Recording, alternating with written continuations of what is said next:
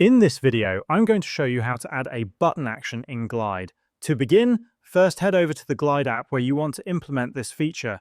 Button actions in Glide are extremely versatile and can be used for a variety of purposes, including navigating users to different screens, opening forms, or redirecting to external links. The first step is to add a button to your screen.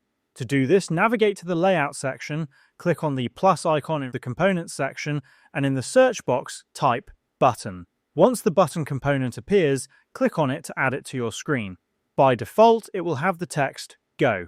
To customize its action, make sure the button is selected, and on the right-hand side of your screen, scroll down to locate the action section. By default, the button is set to show a notification when clicked. You can change this to perform a wide variety of actions depending on your needs. For instance, if you have a contact form, you can set the button to redirect users to that form.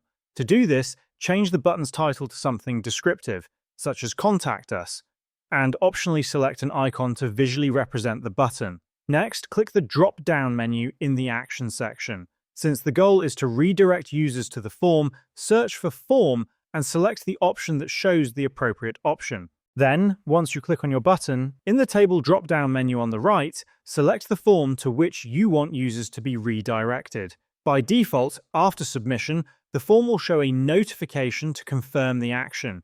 You can test this by filling out the form fields and clicking Submit, after which the data will be recorded in your table. Additionally, buttons can perform other functions. For example, you can change the action to redirect users to an external link. Simply select the action drop-down, search for Link, and choose the appropriate option. Then, enter the desired URL, such as google.com, and when users click the button, they will be redirected accordingly. And this is how you can add and configure a button action in Glide.